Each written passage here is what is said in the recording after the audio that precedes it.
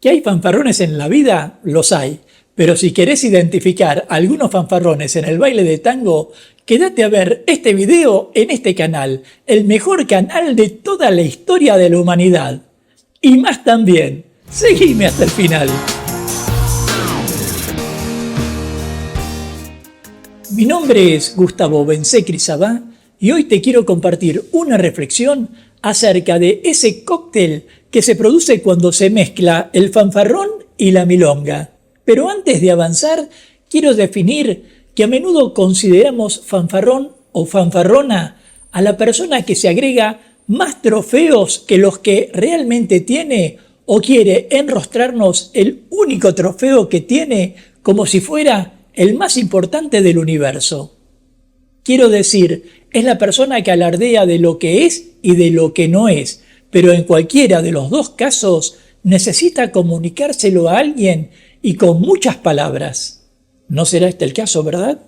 Está claro que el fanfarrón puede ser fanfarrón antes de entrar al tango y el tango luego potencia su fanfarronería. Pero no menos cierto es que existen algunos muchachos que entraron con toda humildad al tango y luego por alguna situación que, buenamente, diría azarosa, se transformaron en personas arrogantes y hasta a veces intratables. Si estás de acuerdo conmigo o no, déjame tu comentario y de paso forma parte de la comunidad Tango Milonga suscribiéndote ya a este canal y activando la campanita de notificaciones para enterarte rápidamente de cuándo aparecerá el próximo video de clases, cultura o actualidad de tango argentino.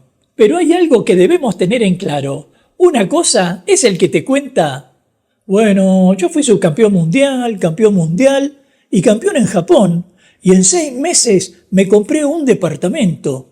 Y yo no sé si podríamos decir que esa es una persona fanfarrona. Más bien diría que es una persona orgullosa de lo que ha logrado, que de algún modo trata de transmitir todo lo que tuvo que pelearla para llegar a alcanzar sus sueños. Así que me parece que hay que diferenciar al fanfarrón de quien transmite su alegría, su orgullo y su esfuerzo por hacernos saber de sus logros. Y es algo delicado, porque aquí puede jugar la envidia del que escucha y acusarlo de fanfarrón porque él no pudo lograr lo que el otro sí.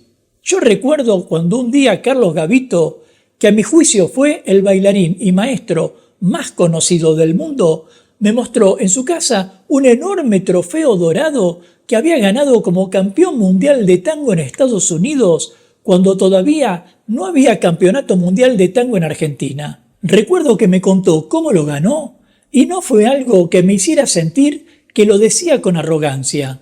Por el contrario, se le notaba en la voz como una mezcla de alegría y tristeza a la vez, como si en ese tono concentrara todo el placer y todo lo que debió sacrificar para llegar a esa copa. Por eso digo que una cosa es mostrar un mérito, un orgullo sin soberbia, y otra cosa es esa clase de personas que te dicen: ¿sabés por qué no me eligieron campeón mundial?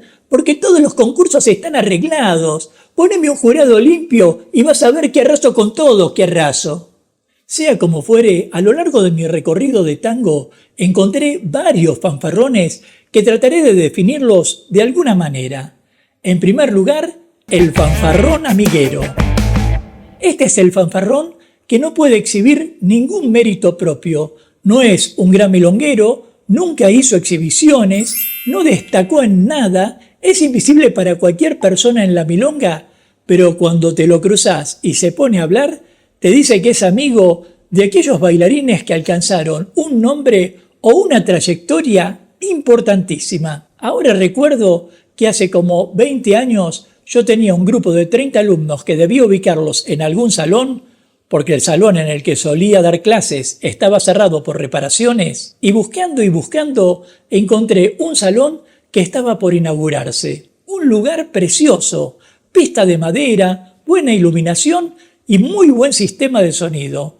Y apenas entré, el encargado del lugar me miró con mala cara y me preguntó quién era yo. Le conté en ese entonces que estaba dando clases en el Salón Canning y necesitaba un lugar. ¿Y qué me respondió?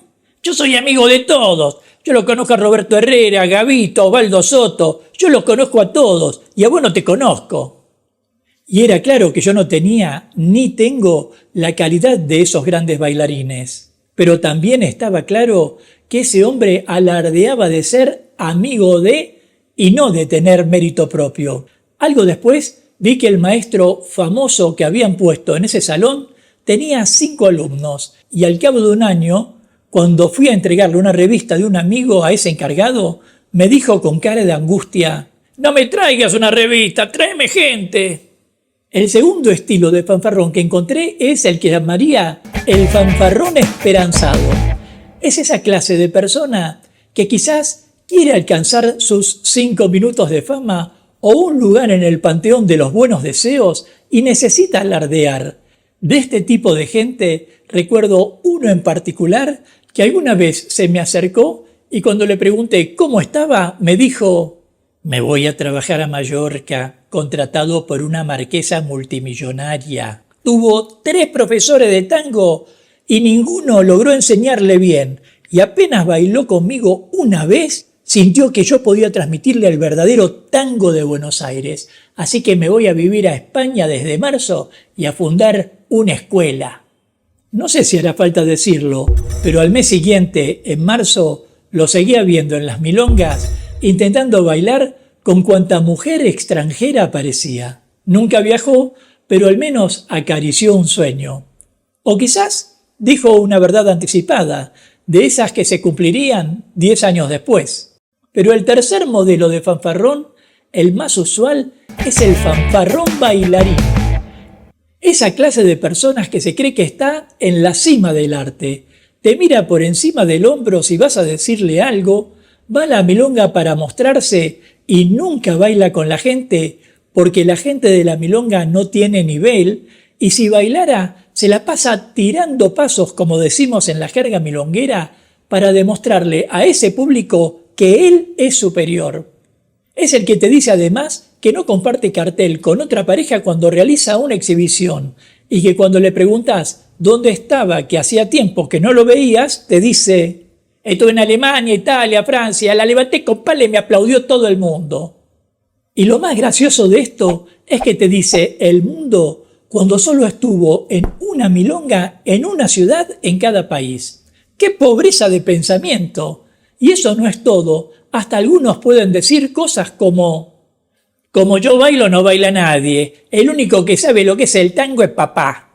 Por supuesto, existe una amplia gama de fanfarrones milongueros y bailarines, y a mi juicio hay que dejarlos que se expresen. Por más que nos agoten el oído, hay que dejarlos que se expresen. Porque en defensa de todos ellos, quiero decir que esa soberbia, esa arrogancia con la que hablan, encubre otras cosas. Por un lado, la necesidad de ser escuchados, de encontrar a alguien con quien puedan compartir ese alarde.